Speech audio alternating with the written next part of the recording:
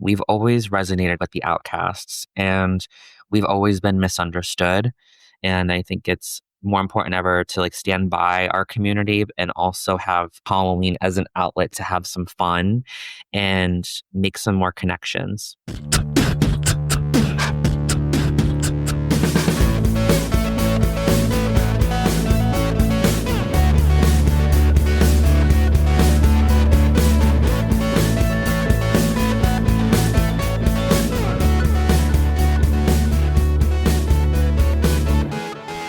Hello, my LGBTQTs, and welcome back to another episode of A Jaded Gay. I'm Rob Lovelace, and today I am a non-jaded gay because I feel like I've finally been catching up on some things that have been driving me nuts that I just haven't been able to get around to, balancing work and grad school and house projects and the podcast and hanging out with friends and just some basic day-to-day stuff. I feel like I've bitten off more than I can chew, and I've really been having a tough time kind of balancing everything because I want to do everything, but I only have so much time. And I think this is the first time in my life I've really felt burnout. Like over the summer, it's been a little rough. And it's a new feeling for me, so I'm realizing that I need to scale back a little bit and see what's most feasible for right now. And then down the road, once I have grad school off my plate, maybe I can scale back up. So with that in mind, one thing I'm scaling a little bit back on is the podcast. As you probably saw for September, there were only 2 episodes that came out on a bi-weekly basis. For the remainder of 2025, that's what I'm planning to do, just releasing the podcast on a bi-weekly basis to give myself a little bit more free time to get the other things done in life and also start working ahead on some episodes for 2026. So I'm hoping that in January, when I'm back after my typical holiday break, I'll be able to release on a weekly basis again. But for right now, this is just what's realistic to keep the podcast going without me totally burning myself out. But there certainly won't be a lack of content. We still have monthly bonus episodes every month on the Patreon. And there's also the blog posts. I have 2 a week scheduled till at least April for right now, probably even longer than that. So there won't be any shortage of podcast content. Just the episodes for the remainder of this year will just be every other week. Anyway, one thing that's helping me feel recharged is that it is officially October. We're in spooky season. I love it. One of my favorite times of the year. And so that means it's time to start getting into some spooky season topics, including today's episode, which we have a very special guest joining us. I'm very excited to bring him on. But before we do, you know the drill. Let's pull our tarot card.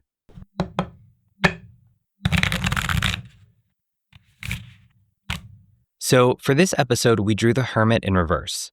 This is a major arcana card, so it's signifying something big in our lives. The Hermit is number 9 in the major arcana, which is tied to solitude and nearing completion of a cycle. So we're almost there, but we still have a bit farther to go.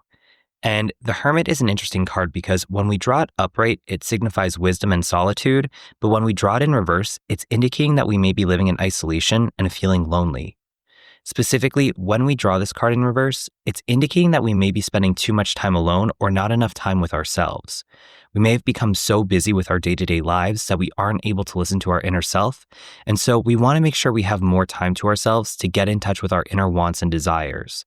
However, there's a fine line here because we don't want to become too isolated and cut ourselves off from others. So it's a balancing act, and we really need to rely on our intuition to understand where we're at right now and how we can reconnect with the world around us, whether that means literally reconnecting with our social connections in life or reconnecting with the things we're passionate about. And with that in mind, I'm very excited to welcome today's guest. He is the creator of the TikTok account, The Wicked Pumpkin. Please welcome Nick Paul. Hi, Nick. How are you today? Good, Rob. How are you?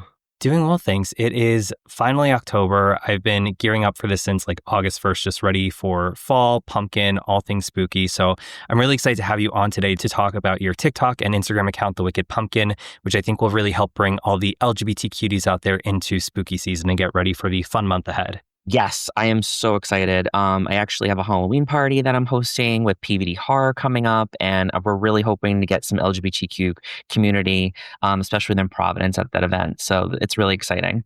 Awesome. That sounds like a lot of fun. And before we get too into all things spooky and horror and Halloween, I was wondering if you could just introduce yourself to listeners, tell them a little bit about how you identify, your background, career, pronouns, all that fun stuff. Of course. So my name's Nick.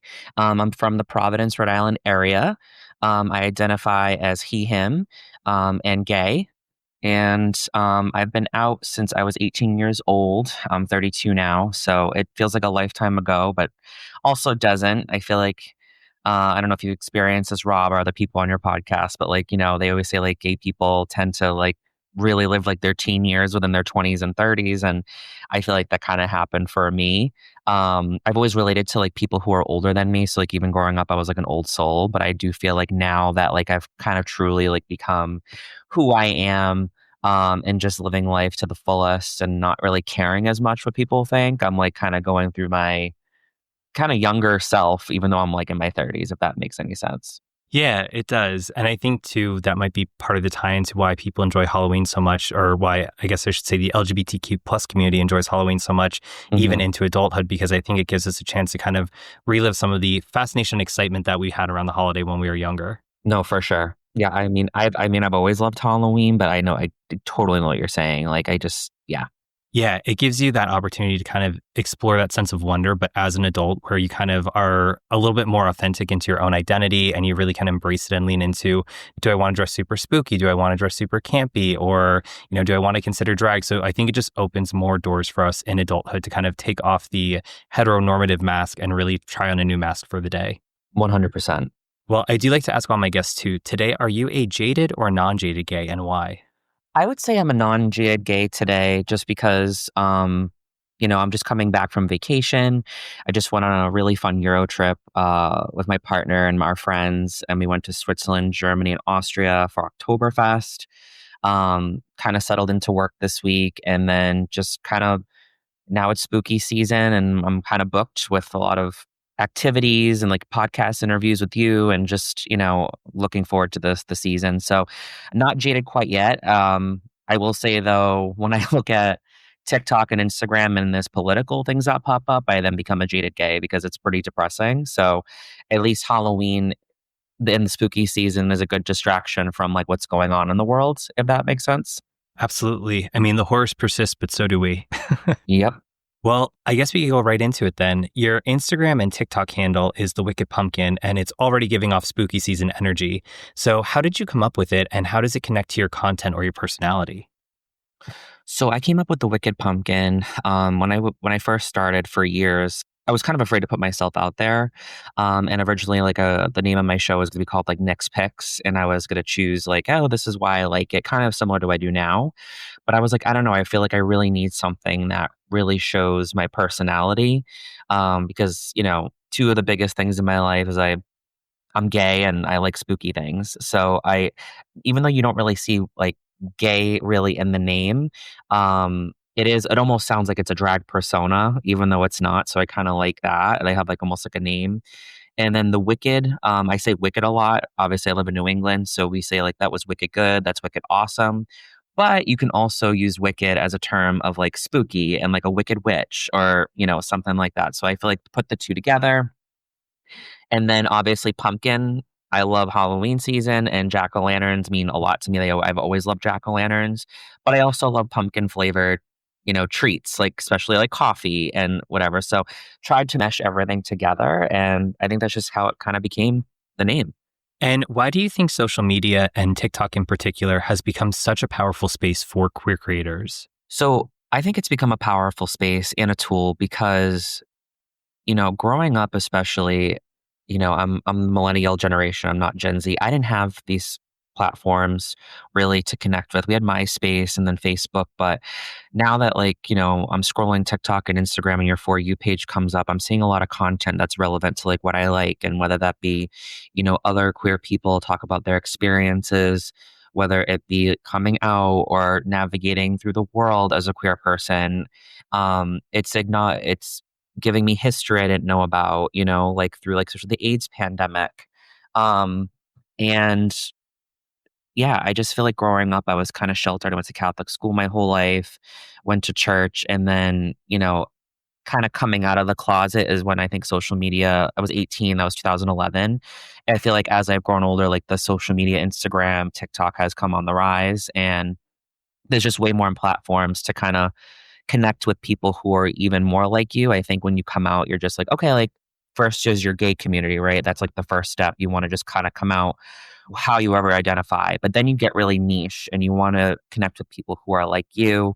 So, I have people messaging me like, oh, like I love your spooky content as like a gay person, whatever. So I just think it like brings people together, and that's how we've even connected, right? Like I saw your page, and you're a gay man with a podcast, and I found your content interesting, and now here we are, we've connected. So I do think it's become a powerful space to connect with other people who think like you, make new friends, and kind of come up with ideas that you never really thought you could even think of. I love that. And I think especially too, for so long, LGBTQ plus community has felt like it's been confined to the large gay cities or metros or neighborhoods, whatever you want to call them. And over time, we've realized that there are so many LGBTQ plus people across the country, some of them in geographical areas that may be very conservative and there may not be an immediate physical community for them there. So I think silver lining through the pandemic is we really lowered those physical boundaries where we're now able to connect with others on online spaces, whether it's Zoom meetings, remote work, whatever. But I think that also carries over into social media because we did see kind of the rise in popularity of TikTok during the pandemic. So totally agree with you there. And with that in mind too, how do you use your TikTok and Instagram platforms to encourage self-expression, especially during a season that celebrates costumes, transformation, and play? So the other day, I had posted a video of, me on September 30th versus me on October 1st. And it's kind of me in my, fall t-shirt with like a skeleton. And I'm holding like Sam's lollipop from the movie Trick or Treat. And then I go into like a spooky vampire. And, you know, even though it's not super relevant to my usual content of me going somewhere and reviewing it, I'm like, this, I don't know. I want to show people like have fun with Halloween, like, live for the nostalgia, live for those moments that like made you glow as a child and then also as an adult. Like, it's just really fun. I feel like to dress up. Not everyone does like dressing up. And I understand that. I've always leaned towards the spooky side, but now as I've gotten older, I'm like, can I do spooky and sexy? You know, or like one year I was a slutty pumpkin, and this is before I even started like my wicked pumpkin phase. But it, long story short, for years I would always go like have this drink, and it was a pumpkin beer with a shot of vanilla pot vodka, and I called it a slutty pumpkin. And everyone one year was like, "You should really just be like a slutty pumpkin for Halloween." I was like, "You know what? I should because I love the drink so much." And then I did, and you know what? It's campy, it's sexy, and it's fun. It's a little spooky, and kind of going back to the name, the Wicked Pumpkin. Maybe that's like where some inspiration came from too. And it's funny that you mentioned that because actually this past weekend, I went to the movies to go see The Strangers Chapter 2, which unfortunately was a little bit of a letdown. But during it, they were showing the trailers, and they were showing the trailer for Trick or Treat because it's going to be playing back in theaters for a limited time this year. And shortly after I saw that, I did see that costume he posted with the lollipop from the movie. So love that connection there.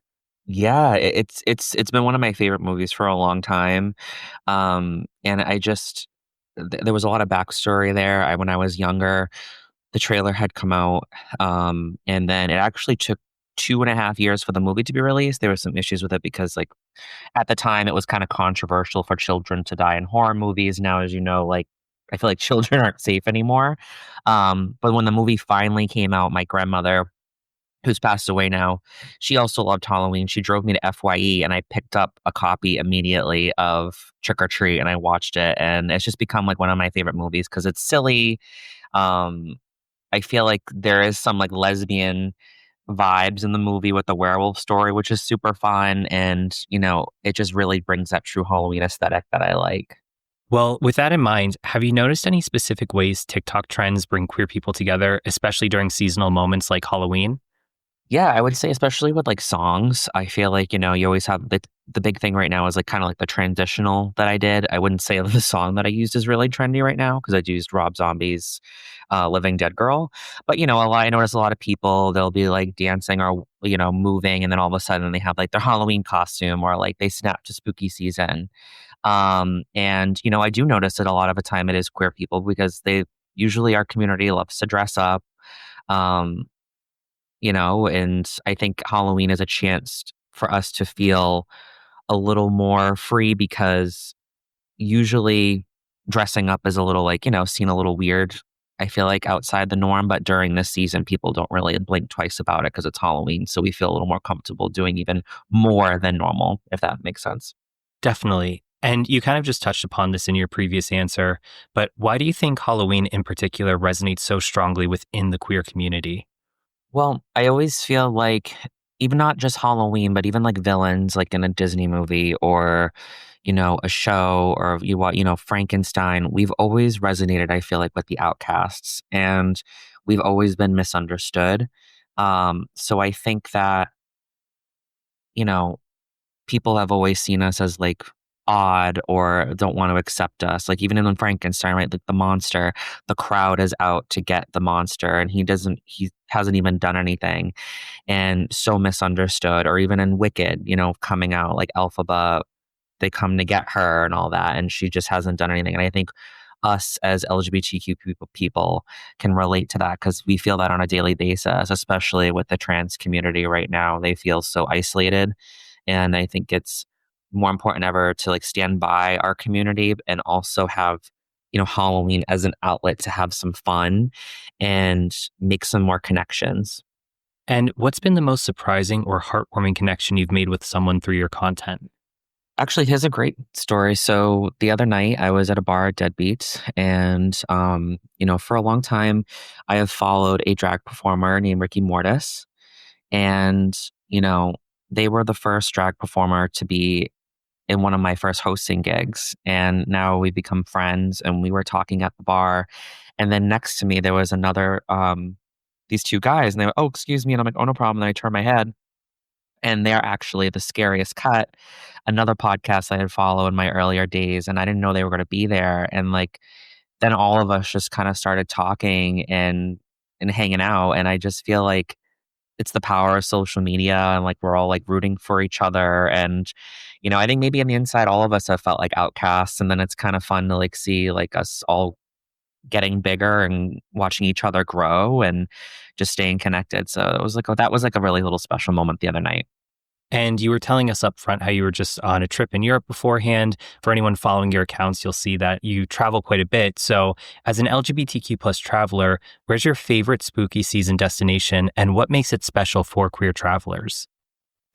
So, as an LGBTQ plus traveler, I feel like my favorite spooky season destination is actually specifically Kilkenny, Ireland. I do have a video that I am creating that I recorded content last year. I went to Ireland last October. And Kilkenny was such this awesome, magical little town. It's basically Salem, but like way older. And, it's where the first person accused of witchcraft, um, the first one of the first witch trials in Ireland was. And um I took this amazing ghost tour.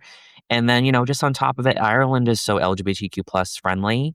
Um, and, not too far from Kilkenny, you can take a train to Dublin, and Dublin had so many fun gay bars. I think we went to like four different ones, and there was even more to explore. So I feel that, especially in October, if you're a Halloween lover, go to Ireland, see where like, you know, Samhain, All Hallows Eve originated, and also you'll feel safe there. I'll definitely have to add that to my list because, like I was saying, I haven't traveled as much as I would like to. I'm trying to do that a little bit more now. So, definitely looking for some must see travel destinations as a queer person. Yeah, and honestly, my recommendation, Rob, if you also love spooky stuff, try to go take a ghost tour wherever you go. Like we just went in Munich. We did a ghost tour there, and I feel like ghost tours, especially internationally, are always a great way to learn some interesting facts about the city you're visiting. So even if you don't believe in ghosts or you love spooky things, you're going on a night tour, which is a little cooler. The sun's not on your face, you're learning some great history, and then they kind of throw some pizzazz in there, like whether you believe in the superstitions or ghosts and demons or not. But I think it makes it more interesting. So that would be my recommendation for listeners. If you're going to another country and you don't know where you're going, book a ghost tour. Sometimes they'll include alcohol in it, which I appreciate, or like some chocolate and snacks. But yeah, I love it. Absolutely. And I love a ghost tour. I try to do some kind of haunted history wherever I go. And with that in mind, too, I was curious what are some hidden gem spots you visited that really embrace both pride energy and spooky vibes? So as I mentioned before, I was at a dive bar with some friends, which is called Deadbeats in Providence, Rhode Island. Um, Deadbeats is not technically a gay bar, but it kind of has become one in a way. This is like basically the perfect blend of spooky and gay and quirkiness and nostalgia. And it holds a very special place in my heart because when I first started doing socials, my Deadbeats TikTok blew up. And then that's why I really have a special connection to this bar. And then I hosted a Pride pregame party in June at Deadbeats because in Providence, Rhode Island, we have a huge pride for such a small city. And when I was talking to one of the bar owners, I was like, I noticed that there's so many queer people that come into Deadbeats, but there's no official event for them for Pride. Like it's a good spot if they want to get away from downtown. But I'm like, why don't we kick off an event that gets people excited for Pride weekend? And we called it Pride Pregame, and it was spooky. We had a specialty cocktail called Boo I'm Gay. That was a huge hit, and we had some drag performers, and it was super fun. So, Deadbeats is one of them.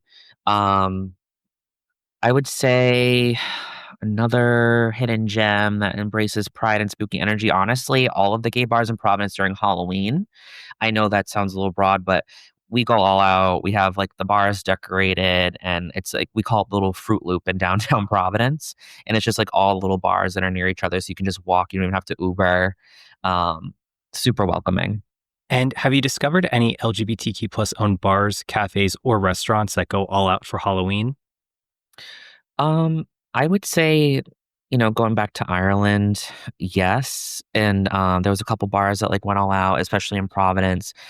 Salem, Massachusetts. I don't have any specific bars or cafes in mind, but I mean, the whole town goes all out.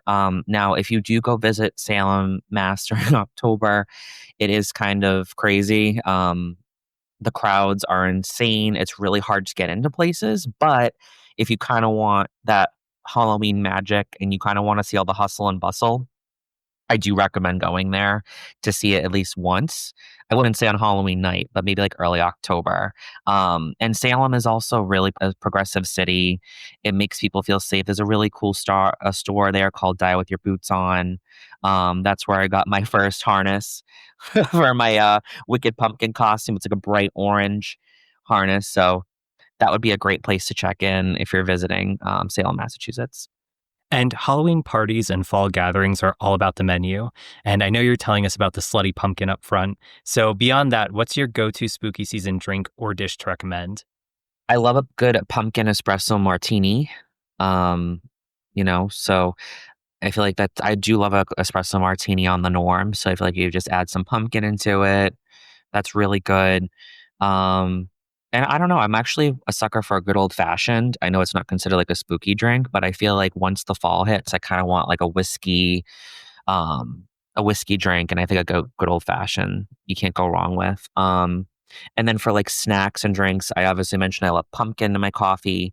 Um, so I love a good pumpkin coffee. One of my favorite drinks that I've discovered for coffee is the pumpkin loaf iced latte at the Cubby in Manville, Rhode Island. Um, awesome, awesome drink. It has cold foam, cookie butter, delicious. I know some people in the comments how many calories is that? I'm like, don't worry about it. Just order the drink and have a good time. Yeah, calories don't count when it's pumpkin. Yeah, I'll try anything pumpkin for the most part. I think sometimes the flavors are a little ridiculous. I'm like, all right, I'm not trying that, but I do love a good pumpkin, and I love apple. Let's not sleep on apple and cinnamon. Those are really good dishes too. I do love the apple ice cream at the ice cream machine in Cumberland, Rhode Island. And of course, their pumpkin Oreo ice cream. Oh, that sounds so good. Now I'm getting hungry. It's delicious. Well, as we're coming towards the end of this episode, I was wondering what queer TikTok accounts or creators inspire you, and how do you see them shaping LGBTQ plus culture on the platform? So first, I'd like to go over two gay couples that I follow. One is the Renovation Husbands, and the second are the Crafty Lumberjacks. I just love that they're always posting content. They're creating things every day, not just creating content, but they're making crafts or renovating houses, and they're just openly themselves. And what I love about the Crafty Lumberjacks is they also love spooky season and the holidays, and they're always giving recommendations on for DIY and all that. So that's always fun to watch. And that's inspired me. I feel like just watching them, as gay people and being on the Drew Barrymore show now, like, and being guest starring, like, it just shows you, like, if you keep going, like, you'll get there. I think for comedians, I love Zachariah Porter and Millennial Kyle. They're also from the New England, Massachusetts area. And, I feel like they both resonate with millennials in particular and their sense of humor. And again, like, they resonate to not just gay people, but like everyone. And they're two openly gay men doing that. So I think that's really cool. Um, Elliot Norris, he is pretty big, and he's always posting all different kinds of things. But what I like about him is he'll try it. Like, what I resonate to is like he'll do a comedy thing, which I don't do, but he'll go try food. He'll open packages of Labubus, and like, he doesn't have one specific thing. It's just like he does all these different things, which I kind of like. And then Bran Flakes, I think I'm pronouncing it right. He's just so funny. He's just like walking around talking about the tea and like, friendships and don't care what people think. And, he said something recently like your content when you're just being yourself and not like overproducing it and just that's what people connect to the most. I don't think people want to see like fake personas, and that's who I try to be. I try to be authentically myself in real life and in my content. So I think like just a combination of all of these guys together has helped me like think of new ideas for the Wicked Pumpkin, um, and just myself in general. And I feel like 2025 has been a very turbulent and tumultuous year, especially for the LGBTQ plus community. And online, obviously, there can be a lot of toxicity, even in social media. So how do you think we as a community can push past this to really find our community online? I think it's whether you have one follower or you're like Taylor Swift. I think when you see any mean comments, it can strike a chord.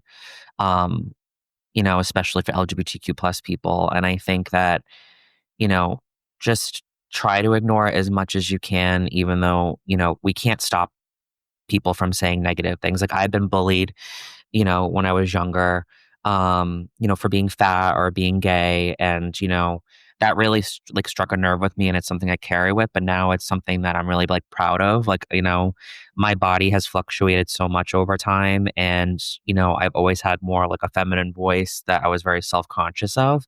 And now I'm just trying to be like, you know what? That's a part of who I am. And I've had people come up to like, oh, your voice is so soothing when I watch your TikToks, or, it's really nice. And hearing a compliment about my voice when I've been so self-conscious about it is really nice. And I think that surrounding yourself with people who really care about you authentically is so important too. I think, I have a lot of acquaintances and I love meeting new people, but I think like the really close friends in my life, I just trust them so much. I support them, and they support me.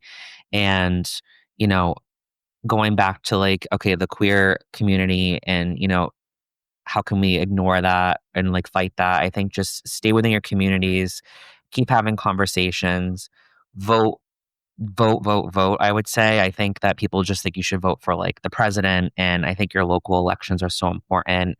Try not to get drowned in it. I used to work in the news, and it's so easy to have mean world syndrome and just think everything's bad. And I think it's so important to stay informed of what's happening and like laws that are changing, but also stepping away from it at times too. It is okay to not always be obsessed about what's going on, and just talk it out with people who you trust with and that are going to have good conversations. And that's what I've learned. I'm like, okay, this particular friend is into politics and we can talk about it. This one, it's going to make them stressed out. I want them to know where I stand and inform them about things. We don't have to go all into it. You like know your safe spaces. So going off the rails a bit, I think for gay people, a lot of our spaces are bars. And as much as I love a good bar, I wish there were more like just like a coffee shops or just other activities where we could go and just like kind of hang out to make new friends and talk about these things and not like feel the pressure of drinking or smoking, and all that. And connecting it back to the tarot, the Hermit in reverse, again, this card upright typically signifies wisdom and solitude, but when we draw it in reverse, it's indicating that we may be living in isolation and feeling lonely. Specifically, we might be spending too much time alone or not enough time with ourselves. So we really need to look inward to figure out what we need to do for ourselves in the best way to nurture our emotional well-being. And as it relates to this episode, I think you can see the importance of community. Like we said, geographically, large cities have always had the reputation of being queer hubs, more LGBTQ plus friendly and accepting. And so it can feel isolating if you live in a region where there's typically not as much of a large LGBTQ plus population. Fortunately, barriers have lowered so we can access people remotely, even if we don't live in the same geographic region, to connect with one another in our community. And with that in mind, online platforms like TikTok and Instagram can be a great opportunity to connect with like-minded individuals. Like Nick said, historically, bars have been safe spaces for LGBTQ plus people, but that's also not the most comfortable environment for everyone. After all, not everyone relates to that scene, or they may not be that social, or for some, they may struggle with addiction. So being in a bar or somewhere around alcohol is not safe for them. But fortunately, through social media, we are able to find other communities, even if they're not in our own backyards, where we can connect with other like-minded people in the community across a variety of interests and hobbies. So if you feel like you've been living in isolation either physically by not living in an LGBTQ plus hub or emotionally by distancing yourself from traditional LGBTQ plus spaces, maybe now's the time to open up and reach out to others through online platforms where you can connect with other LGBTQ plus people who have the same interests as you. Because after all, even though this community you're fostering may not be in your immediate geographical region, you never know who you'll connect with. Well, Nick, thank you so much for coming on today. This was such a fun episode, and I am fully ready for Halloween now. I think when we're done recording here, I'm going to go get a pumpkin coffee and watch the new VHS movie. But as we're wrapping up, can you tell all the listeners where they can learn more about you and connect with you? Can you plug all the things? Of course. And before I do that, Rob, I just want to say also thank you so much for having me on. I have been a fan of your show for a long time, and I've loved seeing you grow as a gay content creator as well. So I know we're in this to support each other, and I genuinely, truly mean that. Like, you're doing great, and you also have a great voice. You're good with these questions, so keep going with it. Um, but where the listeners can find me, I am the Wicked Pumpkin on TikTok and Instagram. Um, and I try to post every Wednesday. That's my goal, is for Wicked Wednesdays. And then, I'll post some other content in between, whether it's me trying another new place or a nice coffee and my reaction. Or just really anything in general. Like, if you love spooky and gay vibes or just want someone authentic, follow my account. And I really look forward to meeting new people along the way and seeing where this goes. And all that information will be in the show notes, so be sure to connect with Nick after you're done listening to this. And for the podcast, you know the drill. You can reach out to me with any questions or feedback, Rob at A Jaded Gay Pod. Please remember to rate, review, and subscribe. 5 stars only. I greatly appreciate it. For more information about this topic, our guest, episode resources, blog posts, merchandise, socials, all that fun stuff, you can visit the website, ajadedgay.com. You can connect with the podcast on Instagram, TikTok, SoundCloud, and YouTube at A Jaded Gay Pod. You can connect with me personally, Rob Loveless, on Instagram at Rob_Loveless. And if you're feeling generous, consider supporting the podcast on Patreon for as little as $1 a month. That gets you instant access to episodes ad-free a day early, plus exclusive monthly bonus content. Or if you just want to access the monthly bonus episodes, you can purchase them for $3 each. And if you're scared of commitment, don't worry, I get it. You can make a one-time donation on Buy Me a Coffee for any dollar amount, and both the Patreon and Buy Me a Coffee are at A Jaded Gay Pod. And remember, every day is all we have, so you got to make your own happiness. Bye!